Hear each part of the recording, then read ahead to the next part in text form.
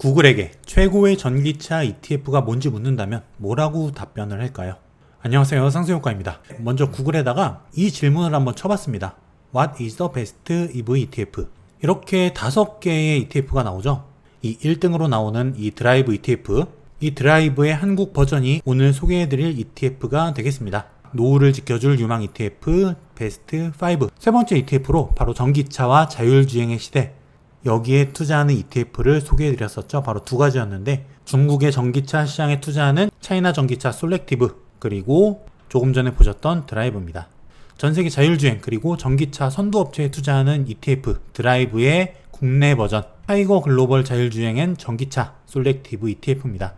오는 20일 출시될 예정이고요. 전기차와 자율주행 분야, 이쪽 산업은 경쟁이 매우 치열해요. 어느 한 기업에만 투자하기보다는 이 산업 전체 선두업체들의 골고루 분산 투자하는 것이 유리할 수가 있다고 말씀을 드렸죠. 개별 기업에 투자했다가 행여나 손실을 보게 되는 그런 개별 기업 리스크를 줄여줄 수가 있어요. 그렇기 때문에 전기차 산업 ETF로 투자하는 것이 안전하고 효율적일 수 있다는 말입니다. 일단 처음 우리나라에서 상장하는 ETF는 금액이 만원대죠. 단돈 만원 남짓으로 세계적인 전기차와 자율주행 기업들에 투자할 수 있는 ETF라는 장점이 있습니다. 먼저 차이나 전기차는 아무래도 중국 업체들에 투자를 하다 보니까 왠지 중국 투자라서 끌리지 않는다, 이런 분들이 굉장히 많았습니다. 그리고 이 드라이브 해외 ETF죠. 해외 ETF라서 약간 부담스럽다, 250만원 넘으면 양도세도 22% 내야 되고 왠지 좀 어려울 것 같고 부담스럽다, 이런 분들이 많았어요. 그래서 이런 분들을 위한 드라이브 ETF의 국내 버전이라고 볼 수 있는 거예요. 장점이 뭐가 있을까요? 먼저 우리나라 상품이기 때문에 국내 계좌에서, 증권사 계좌에서 실시간으로 매매가 가능하다는 장점이 있어요. 그리고 환전할 필요가 없죠. 우리나라 상품이기 때문에 우리나라 주식 사듯이 우리나라 원화로 바로 직접 투자가 가능하다는 거예요. 이 타이거 글로벌 자율주행엔 전기차 솔렉티브, 일단 최초 상장일은 올해 7월 20일 예정이고 환해지 미실시 상품이에요. 이 환해지가 뭐냐면 아무래도 해외에 있는 기업이나 해외 기초 자산에 투자를 하는 상품이다 보니까 달러로 투자를 하게 되잖아요. 환율이 올라가면 우리도 이익을 보고, 반면 환율이 하락한다면 손실을 보는 구조예요. 이 ETF 등락과 무관하게 환율 상승과 하락에 따른 그 이익과 손실도 우리가 감수해야 된다는 이야기죠. 그런데 만약에 이 환해지가 실시가 된다, 환해지를 한 상품이다, 이렇게 ETF를 보게 되면은 뒤에 H라고 붙어있는 상품들이 있어요. 이런 것들은 환해지가 실행된 상품이거든요. 환해지가 됐다는 건 무슨 말이냐면 이 환율 상승과 하락에 따른 이익과 손실을 없애준다는 겁니다. 환율이 오르던 내리던 상관없이 이 ETF의 상승과 하락에 따른 이익과 손실만 가져온다는 거예요. 하지만 이 상품은 어쨌든 그런 환해지가 실시되지 않은 상품이다. 미래에 만약에 환율이 오를 거라고 판단이 된다면 환차익과 이 ETF의 가격 상승으로 인한 이익, 이중으로 가져갈 수가 있다는 얘기예요. 반대로 환율이 떨어진다면 손실이 날 수도 있겠죠. 이런 환해지가 미실시된 상품이다 라는 겁니다. 그리고 위험 등급 2등급으로 좀 높은 편입니다.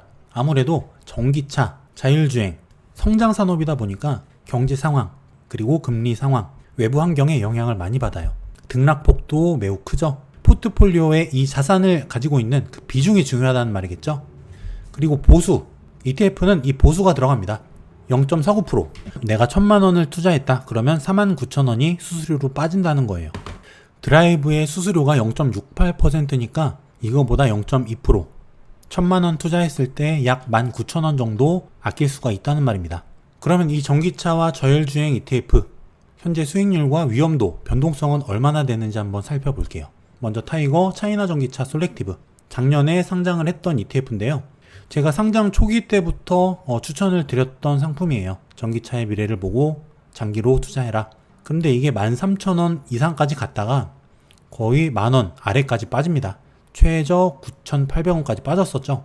이때 많은 분들이 이 ETF가 빠져서 힘들다, 계속 가져가야 되느냐 많이 고민하고 힘들어 하셨죠.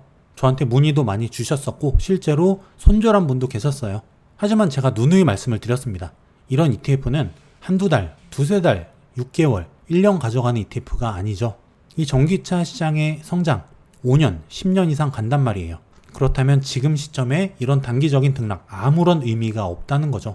그리고 실제로 이때 13,000원 꼭대기에서 샀던 분이라도 이렇게 주가가 하락할 때 계속 조금씩 모아갔다면 그 이후로 계속 상승을 해서 지금 17,500원까지 올라갔죠. 이 저점에 많이 샀기 때문에 지금 수익이 굉장히 많이 나셨을 겁니다. 적립식 투자는 이렇게 가격이 낮아졌을 때 많이 사는 게 유리하다는 거예요. 성장성 있는 상품인데 가격이 빠졌다. 좋아해야 돼요. 고민할 게 아니라 오히려 더 빠져라 기도를 해야 되는 거예요. 그리고 가격이 더 많이 빠졌을 때 내가 많은 수량을 확보할 수 있는 게 내 수익을 극대화할 수 있는 방법이라는 거죠.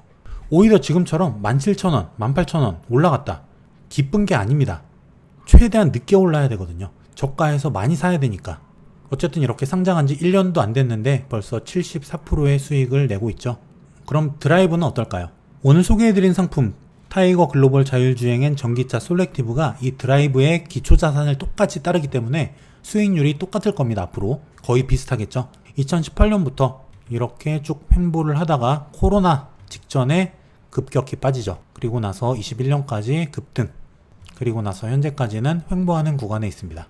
마찬가지로 최근 1년 동안 84% 수익, 3년 동안은 26%의 수익률을 올리고 있어요. 실제로 1년 그리고 3년 이 전기차 시장 많이 변했죠. 지금 실제로 전기차가 많이 돌아다니고 있어요. 3년 전과 지금 그리고 1년 전과 지금도 이렇게 차이가 나는데 지금으로부터 1년 뒤 그리고 지금으로부터 3년, 5년 뒤 심지어 10년 뒤 세상이 어떻게 바뀔지 여러분들이 한번 상상을 해보시기 바랄게요. 이 전기차 산업은 미래에 투자를 하는 산업입니다. 지금 당장 일희일비하는 그런 투자처가 아니라는 거예요. 그럼 이 드라이브 어느 주식에 투자를 하는 ETF냐? 잘 보면은 엔비디아, 알파벳, 구글이죠. 그리고 마이크로소프트, MS, 그리고 애플, 인텔, 퀄컴, 시스코, 시스템즈, 자율주행 관련된 반도체라던가 IT, 소프트웨어, CPU, 자율주행 라이다 센서 이런 것들에 투자하는 업체들이죠. 그리고 토요타, 테슬라, GE 하드웨어 업체들입니다. 전기차와 엔진, 가전, 발전 이런 포트폴리오를 가진 하드웨어 업체들이에요. 이렇게 총 10개 상위 업체들의 가중치가 30% 정도 되고요. 자율주행 투자하는 비중이 23%, 자동차가 7%입니다. 그럼 이 글로벌 자율주행 시장 어떻게 성장을 할까요? 2020년 작년부터 5년 단위로 보게 되면은 특히 2025년부터 30년까지 급격한 성장을 합니다. 이 어두운 부분은 조건부 자율주행 레벨 3라고 하죠. 그리고 완전 자율주행, 전기차가 완전하게 자율주행을 하게 되는 그야말로 순수한 자율주행 레벨 4 이상이 30년 정도부터는 급격하게 성장을 하게 돼요. 1, 2년 투자하고 말 산업이 아니라는 겁니다. 지금으로부터 10년 뒤 10배, 100배 오를 산업, 4차 산업혁명에서 찾으시면 되는 거예요. 해답은 거기에 있습니다. 그리고 애플, 구글, MS, 바이두, 아마존 이런 세계 주요 업체들이 전부 자율주행 사업에 진출을 하고 있다는 거예요. 여기서 누가 두각을 나타낼지, 어떤 업체가 1등 업체가 될지 모르잖아요. 그렇기 때문에 우리는 이 산업 자체에 넓게 분산 투자를 하는 거예요. 그게 바로 ETF 투자입니다. 그럼 국내 ETF와 해외 ETF의 차이점이 뭘까요? 도대체 먼저 국내 ETF와 미국 ETF 둘 다 환율 영향을 받습니다. 해외 기초 지수를 추종하기 때문에 어쨌든 달러로 투자를 하는 거예요. 환율의 등락에 따른 영향이 있다는 거죠. 그리고 절차적인 측면으로 보게 되면은 국내 ETF 아무래도 간편합니다. 반면에 해외 ETF 어쨌든 환전이라는 한 가지의 단계를 더 거치기 때문에 아무래도 절차적으로는 약간 좀 불편하다. 국내 ETF보다는. 그리고 가장 중요한 부분, 가장 크게 차이 나는 부분이 뭐냐면 바로 세금 부분이에요. 양도세 부분은 아실 겁니다. 미국 주식이나 미국 ETF 1년에 250만 원 이상의 내가 수익을 봤다. 그러면 250만 원을 넘는 그 수익금에 대해서 22%의 양도세를 내야 돼요. 이게 굉장히 크죠. 하지만 그나마 장점은 이 양도세가 분리과세라는 거예요. 금융소득 종합과세에 포함이 안 된다는 거죠. 그리고 배당소득세 15.4%를 냅니다. 그럼 우리나라 ETF는 어떠냐? 국내 ETF는 마찬가지로 배당소득세 15.4%는 동일해요. 그리고 보유기간 과세라고 해서 15.4%가 나갑니다. 이거는 ETF로 얻은 그 매매 차익 거기에다가 15.4%를 때리는 건데 사실 이게 직접적인 매매 차익이라기보다는 그 ETF를 보유한 기간 중에 상승한 그 과세 표준이 있어요. 이것과 매매 차익을 비교해서 적은 금액에 대해서 내는 세금이다. 그렇게 보시면 됩니다. 근데 안타깝게도 금융소득 종합과세에 포함이 된다. 내가 만약에 금융소득이 굉장히 많다. 연 2천만 원이 넘는다. 그렇다면 해외 ETF가 유리하겠죠. 일단 이 정도 간단하게 보시면 될 것 같고, 그리고 전기차 ETF 투자 노하우를 하나씩 알려드릴게요. 먼저 장기 투자를 하셔야 된다는 거예요. 전기차 그리고 자율주행 산업의 성장성, 이거는 하루 이틀, 한두 달, 1, 2년에 나타나는 게 아니에요. 3년에서 5년 최소, 그리고 10년 이상 장기로 끌고 가셔야 된다는 겁니다. 자, 전에도 보여드렸지만 지금 2021년이죠. 그리고 2030년을 보세요. 2030년이 되면은 전기차 비중 전체 자동차 1억 대 중에서 50%를 차지할 거란 얘기예요. 5천만 대 이상이죠. 작년 2020년 312만 대입니다. 전기차가. 이 말은 뭐냐? 향후 10년 동안 15배 이상 성장을 한다는 거예요. 15배 성장하는 산업 과연 몇이나 될까요? 이 전기차 산업에 투자하시라는 겁니다. 장기적으로 가져가시라는 거예요. 그리고 두 번째는 분산 투자. 아까도 보여드렸다시피 고위험 상품입니다. 변동성이 높죠. 그렇기 때문에 비중 조절을 잘 해야 된다는 거예요. 이렇게 위아래로 많이 왔다 갔다 하는 상품들, 이런 것들은 분산 투자가 정답이에요. 차이나 전기차 솔렉티브를 예로 들어본다면 처음에 10,000원에 샀다가 계속 올라가죠. 12,000원에 사고 또 13,000원에 삽니다. 그리고 다시 12,000원이 되면 또 사고, 11,000원이 내려오면 또 사고, 10,000원이 되면 또 삽니다. 또 11,000원, 12,000원, 13,000원 올라갈 때마다 가격별로 살 수 있는 방법이 있겠죠. 그리고 내가 만약에 13,000원에 처음 진입을 했어요. 고위험 상품인 이 전기차 ETF에는 내가 3천만 원만 투자를 하겠다 마음을 먹었다면 처음엔 1,000만 원만 넣습니다. 여기서 가격이 20% 혹은 10% 빠지면 그때 10%를 더 살 거야. 이렇게 생각을 하는 거죠. 그리고 실제로 가격이 빠집니다. 더 사요. 근데 더 빠지네? 10,000원까지 또 빠집니다. 그럼 여기서 더 사는 거죠. 이런 식으로 가격대별로 내 사는 금액을 분할해서 나눠서 사는 이런 분할 매수 방법도 있어요. 그리고 기간별로 나눠서 사는, 예를 들어 지금 상승효과TV에서 매달 삼성전자 주식을 모아가듯이 한 달에 한 번씩 그냥 사 모으는 거죠. 그렇다면 처음에 10,000원에 샀겠죠. 그리고 13,000원에 삽니다. 그 다음 12,000원에 샀겠죠. 그 다음에는 11,000원에 샀을 거고, 그 다음에는 1,500원, 그 다음에는 1,700원, 그 다음 달에는 12,500원, 그 다음 달에는 14,000원, 이런 식으로 기간을 정해놓고 모아가는 거죠. 이렇게 금액이나 시기별로 분산 투자를 하는, 이게 굉장히 중요합니다. 변동성이 크기 때문에 일시에 몰빵을 하게 되면은 리스크가 커질 수 있어요. 고점에 물릴 가능성이 있다는 얘기죠. 물론 장기적으로는 우상향 하겠지만 굉장히 오랜 시간적 그리고 금액적인 기회비용을 잃을 수도 있다는 거예요.